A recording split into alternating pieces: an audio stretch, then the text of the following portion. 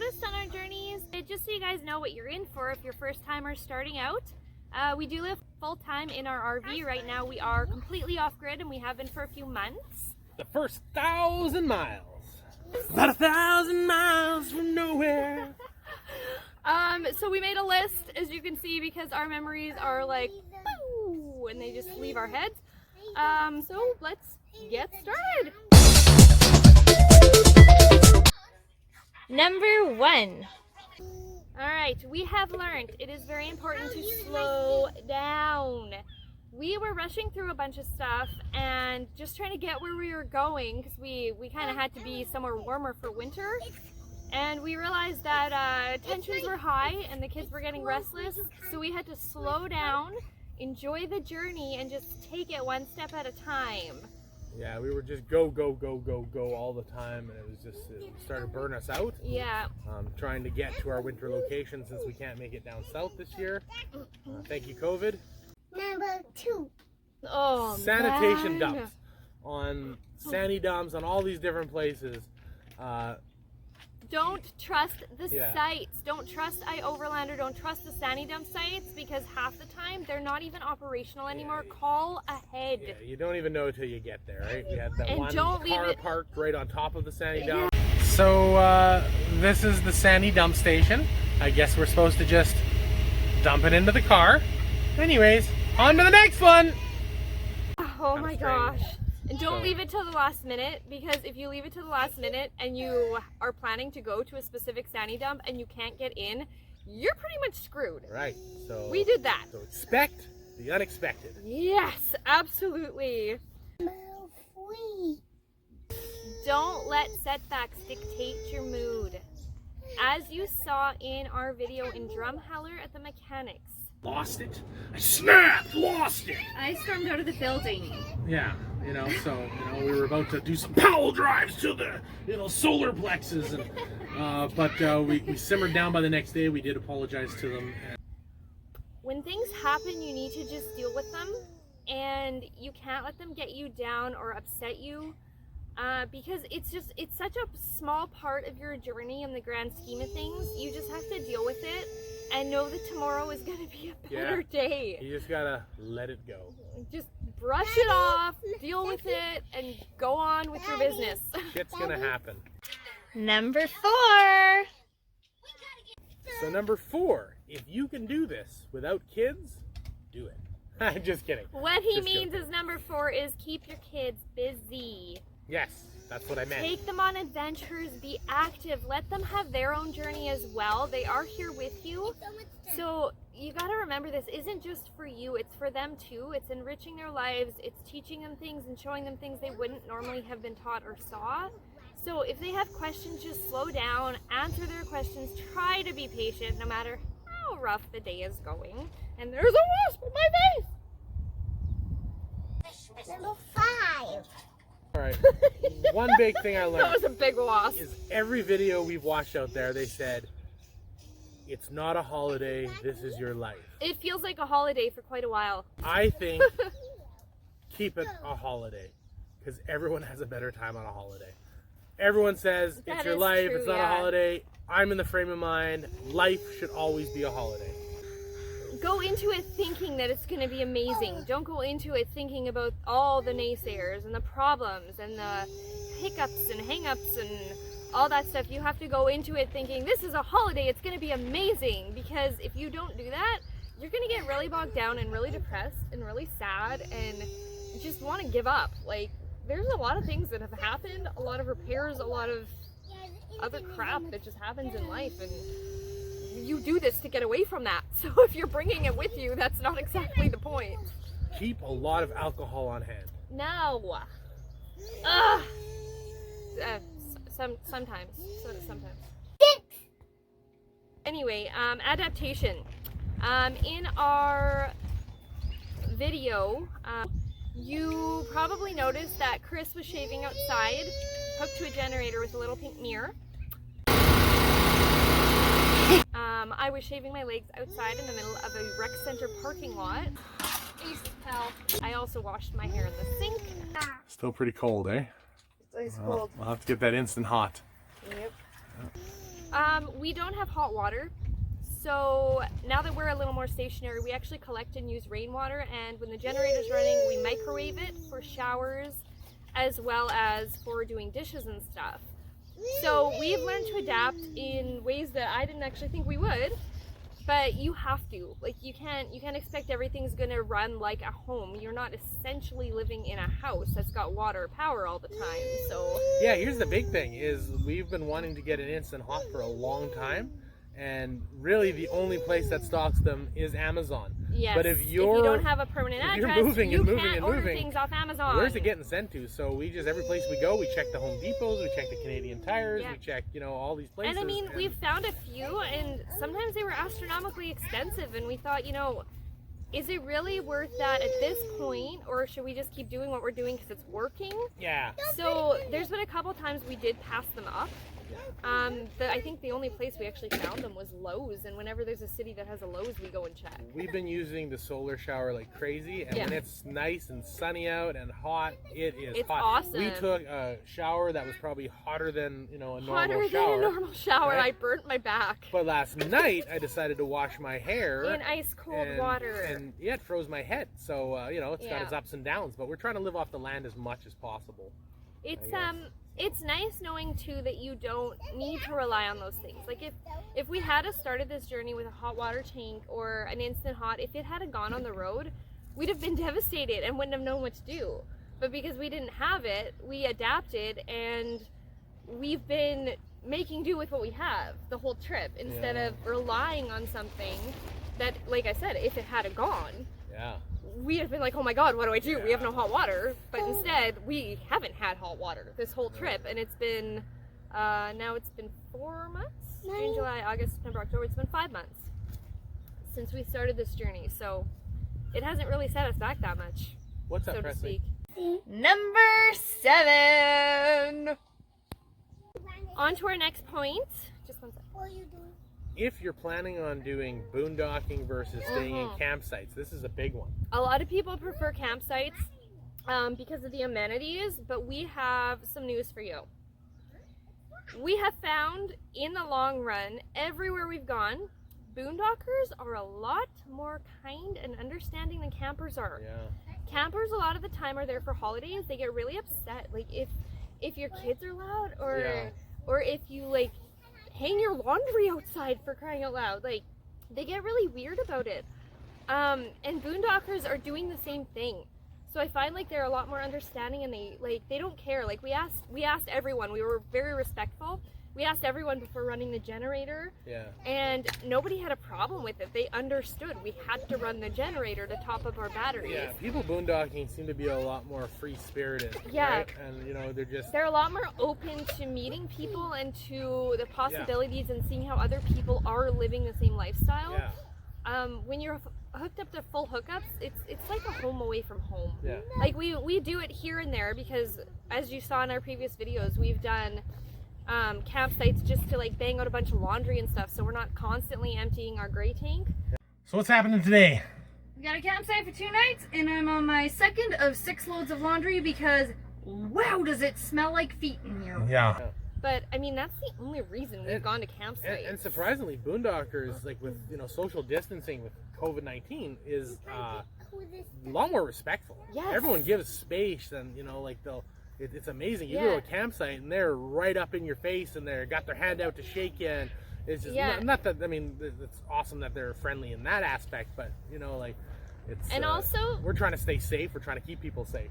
The common misconception, we went from Manitoba to Saskatchewan, Alberta. We're in BC right now, but we met most of the boondockers from Montreal and Ontario, Yeah, mostly from around Quebec. mostly and from stuff around like that. Quebec. Yeah, and like they get that people are also choosing this lifestyle. Like we chose it because we love it, but they also got that people are choosing this lifestyle because they want to social distance.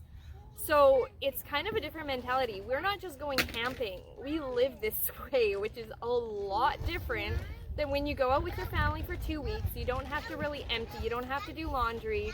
Like it's a lifestyle. It's not a camping free-for-all. Number 8.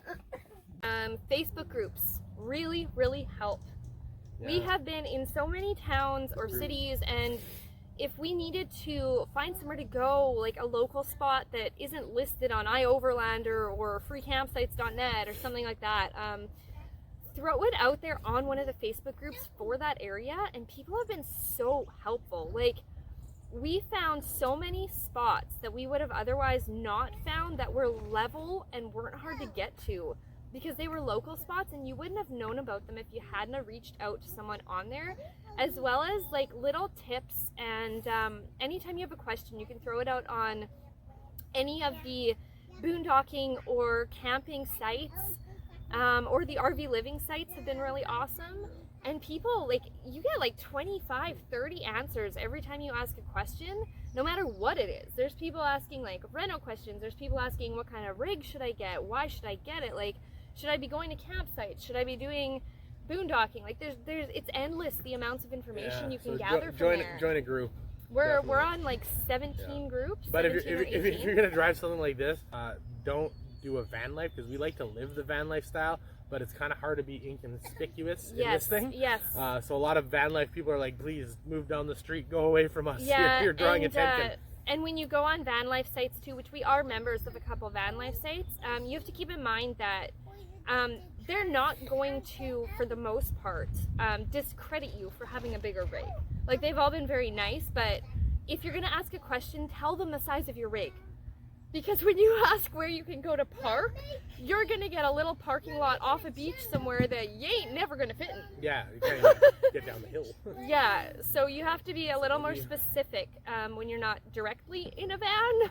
But for the most part, like I said, they've been very nice, very helpful. Like, yeah, really good sites. This brings us to number 9. I hope y'all are still with us.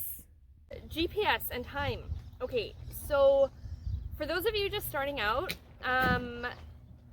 whether you have a travel trailer or a motorhome, I guess travel trailers are a little different, but we don't drive over 90 kilometers an hour because we have an older rig and it's not recommended with a motorhome. So if you GPS something and it says you're going to get there in 2 hours, you're going to get there in 3.5 hours. If you have to stop for the kids, you're going to get there in 4 hours. Yeah, don't worry about what it tells you. Don't assume that the GPS timing is right. There can be construction, there can be accidents, there can be wildlife.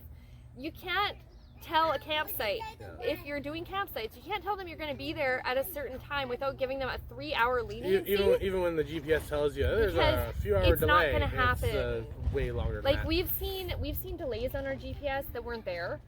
We've hit delays that weren't on the GPS. Yeah, so just like, you can't rely on the timing of it, I guess is what we're saying. So be prepared for driving longer than you actually think you're going to drive. just jump in and go. Jump in and go, enjoy the journey, and give yourself time. Like, don't put everything so scheduled that if you're not somewhere at a certain time, they don't refund your deposit if you're not there or whatever. Because, like, that's another bonus of boondocking. You don't have the deposits. You don't have to worry about getting to the campsites in time. Yeah. Like, we literally just looked up campsites that day and drove into them. Except for a lot so of that we would know we were going to be there. A lot of the boondock sites now are, because boondocking is becoming more and more popular. Some of them are charging. They're filling up though. And some of them are charging. Like, you go to some of the parks and stuff and they'll charge you $10, $15. Whereas normally a couple years ago, I know those sites were actually free to park at. Like BC. Yeah. That's what we're finding in BC is all these rec sites that are free. There were a couple in Alberta too. Not free during certain seasons and stuff. So yeah, so you have to watch that. But... Like sometimes they will be free, like you said, they will be free, but then you have to wait till the off season. So make sure you're reading the fine print, and if you're not willing to pay that, don't go there. Find somewhere else to go. There's always somewhere to go, especially here. Ooh, forestry maps. Get yourself back road maps. Wherever you there are so many forestry roads, albeit sometimes they're very rough. We made it through some pretty bad forestry roads in our rig. I mean, but it's going to tell you on the map if it's 4x4, 2x4, it's whatever. So get a forestry map. Yeah, they're fantastic. Like I said, there's thousands, if not millions, of forestry roads. Yeah, like, you insane. can always find somewhere to go. Yeah.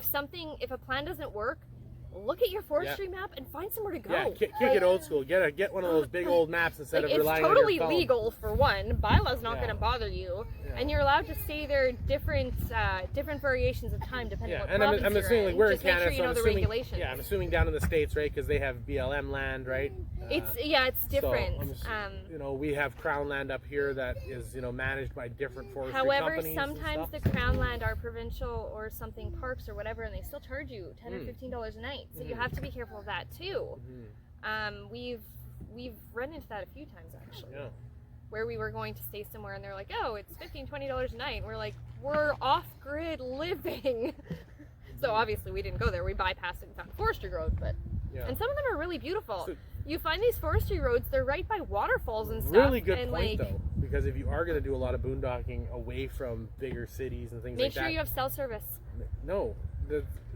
If you're some working, people want to go where no cell service. But if you're working from your rig and you're planning on staying there for a while, make sure there's cell service before you settle in. More importantly, carry cash on you.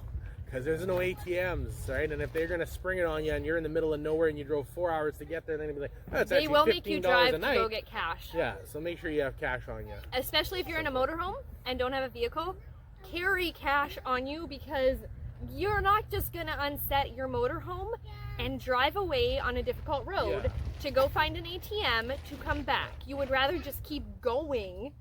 Mind you, that's illegal, but you would rather just keep going than go back down that road to get back there. Like it's and a lot of the time the way you came from is worse than if you would have went around and came from the other direction, which we found out. Some of the locals told us in one of our spots that we drove in on the worst road because that's where it showed us to go on our GPS. So if you're planning on going somewhere and have the opportunity, talk to locals, ask them the best way to get there because they will know. Or find someone that's like in forestry or something like that. If they're driving past or stopped somewhere doing something, talk to people. You have to talk to people or you're never going to get good information. Like people say you're less social doing this. We've spoken to more people than we did when we lived in a house. So number 10. Be open to new experiences. There have been a lot of times where Chris has wanted to do something, I've wanted to do something, or the kids have wanted to do something and the rest of us didn't. We tried to be open-minded and do a decent amount of everything for everyone, even if we didn't think we were going to enjoy it. Like our kids talked about going to the Drumheller Dinosaur Museum forever. And when we got there, they had no interest in it. So that was rough. We drove all the way to Drumheller for that. But we found other things we could do while we were there that they did enjoy, like climbing the Dinosaur. Don't let me! Leave me! Leave me! We went to the Hoodoos. They loved hiking Horse Thief Canyon. They loved that. That's in the last video as well. But yeah, just keep an open mind and be open to new experiences and trying new things. Yeah, so point of that story is when that couple comes up to you and they're swingers, give it a try. That is not what I meant. Oh. Why not? Give it a try.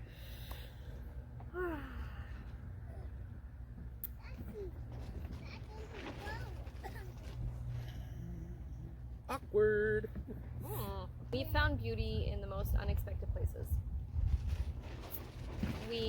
Like I said, we've randomly parked places and found waterfalls. We've found hiking trails. We've randomly walked down little roads and found like oodles of beaches that there were nobody at. So don't be scared to explore and take notice of what's around you. Like if you're just driving to drive and to get somewhere, you're gonna miss a lot. You're gonna miss the scenery. You're gonna miss everything.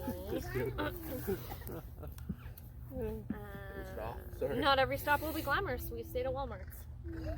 We've stayed at Canadian Tires, as you all know. I love Walmart. That's what you do. I love Walmart! Who doesn't want to stop there and do your shopping while you're sleeping there? Restaurants all around while you're sleeping. It's a nice break. If you did your shopping while you were sleeping, that would be kind of awkward because you'd look like a zombie. But you know what I mean. Walmart.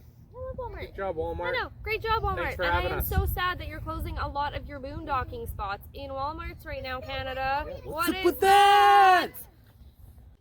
Okay. I know what you're thinking. We said 10. But we have another tip that is a huge bonus and has helped us immensely. And I think it's something that people really, really need to do more because they don't realize how much easier their lives could be. So here's bonus tip number 11. All right. Downsize always. Everywhere you go, get rid of stuff. You will realize that you don't need nearly the stuff that you have put into your rig when you left.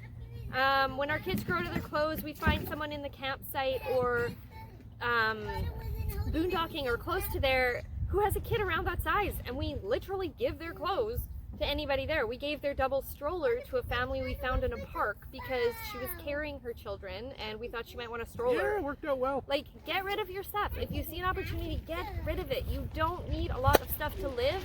You will feel freer and you will be able to enjoy more experiences because you won't be bogged down with all this crap. Yeah. Not to mention, cleaning your rig and getting around your rig, the places that you can... The places that you can't do full setup, you don't want all that stuff inside your rig that would normally be outside.